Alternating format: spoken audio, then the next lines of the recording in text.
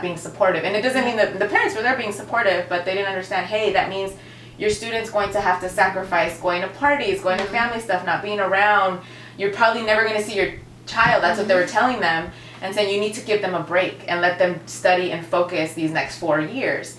And then the second one came to finances, where he said most of you have to work full-time, which I was one of those. I had to work full-time, go to school full-time. I hardly slept during my college years. But you know what? It's helped me where I am now, because I'm like, I still am the same way where I'm like constantly doing things. And so that is a real issue. And now that we see a lot of student debt being an issue, I thought you were the perfect person to talk about this, because you not only advocate learning about how to manage your money better, but you also talk about homelessness in our area. So it's going to be cool to see what you're not only going to be, asking people on campus and talking to, but why is homelessness something that you even feel is an issue to talk about? I know in LA it's the largest, we have the largest homeless population in the country. Obviously we have good weather, so a lot of people move here for that reason, but end up in the streets too because it's so expensive. But you're talking homelessness from the student perspective. Can you give us a little bit more information on that? Yeah. Yes, of course. So basically, once I got into student government, I was exposed to the big homelessness crisis amongst our student population. And the statistic that I'm about to say is for the entire CSU system. So we have 23 CSU campuses in California, and at least 1 in 10 students have faced homelessness or couch surfing, or the equivalent of living in their car. So that was a huge statistic for me, and the study was probably done in 2017, 2018, around there, because I was in my junior year when this study came out, and it was actually done by a professor, Dr. Rashida Crutchfield, who works at Long Beach, and she did this for the entire CSU system. So when I found this out, obviously as a student government and elected official on my campus, in collaboration with my vice president, we were trying to figure out, how to address this issue. But of course, there's so many, again, those systematic barriers where we just couldn't find something that was feasible. Our idea was like, okay, let's have a space on campus where students can come just sleep overnight. But then, we talked to the city and they're like, oh yeah, there's a city ordinance where you basically can't do that on a college campus. I'm like, okay. So I think some of the small wins we got were basically just talking to our chief of police on campus and ensuring that students who are sleeping on their cars are able to sleep in their cars on campus, because that was something that wasn't allowed. And, that's scary for a student who wants to sleep in their car, and now they're like, okay, well, where can I park my car? And like, you're very vulnerable when you're sleeping at night, and someone may see you, want to break in or whatever. So we did get that accomplished. So now students who are sleeping in their cars are able to sleep in their cars on campus and not be ticketed. And we basically created a very small partnership with the CSO escorts or the police officers on campus, so that when they encounter a student who's doing so, no longer will they ticket them, but also we provided them with pamphlets and resources that they can give to these students if they're able to come in contact with them, because obviously if they're sleeping, they're not going to wake them up.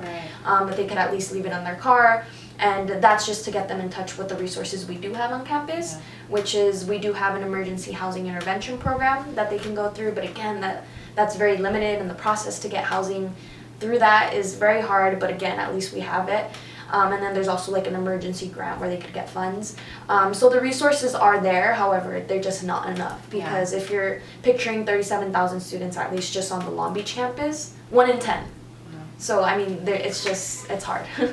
I'm getting tearing up listening to her, because it's a reality. A lot of my own friends, you go through that where you see people struggle. I remember I slept in my car during the day when there was break. There was a break. Like I said, I hardly slept during, and then I remember being able to, at least I had friends that had dorms.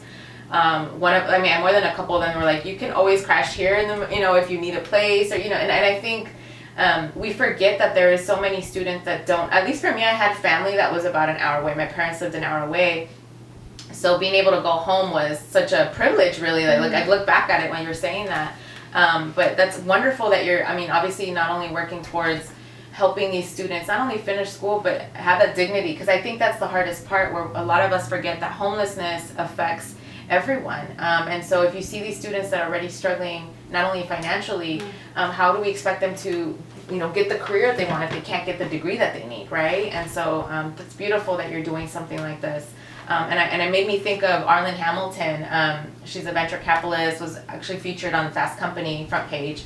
Amazing African-American woman, openly gay. And she is funding Black and brown startup companies. And she talks about her homelessness, where she was living out of her car as well at night and then going to VC companies during the day.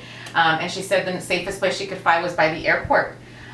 Because she's like, no one's really going to stop you there, kind of, because they just think you're dropping someone off. So she would sleep at night when she could outside of the airport to feel safe. And I think it's that hard thing where, absolutely, as anyone that's ever crashed in their car, slept in their car, couch surfed, whatever, done it all. So I understand the how difficult that is, and it's, but it's something that everyone needs to know, that it becomes a problem for everyone. So you need to make sure that we can help it. So I thank you for it.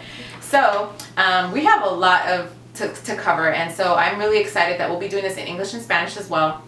She's going to be interviewing people, not just on campus, but talking about these issues. Anything that has to do with money, financial literacy, it's something that it's an everyday issue. So taking 20 minutes out of your day is going to make the world of the difference, not just for you, but maybe for someone that needs to hear it, so that can be resources that they need. So I want you to stay tuned. I'm so excited for this. This is going to be something that you definitely want to listen to for the next coming episodes. But if you are already watching this on YouTube, make sure you do subscribe. We have that option to do a little bit of both. I'm a visual learner, so I prefer watching videos sometimes, but I also love the audio because I'm in LA, so I drive everywhere, and having a podcast that allows you to do that. So make sure you subscribe, comment, and if you want, I would love to have both of us want questions from you. So if you are a current student or you remember your college days, send us those questions, because we want to make sure that we cover them during these next episodes, catered under 20 minutes. So any of those questions, and we're definitely going to talk about some needed topics about money. So stay tuned for more Financially Savvy in 20 minutes, and we'll see you at the next one.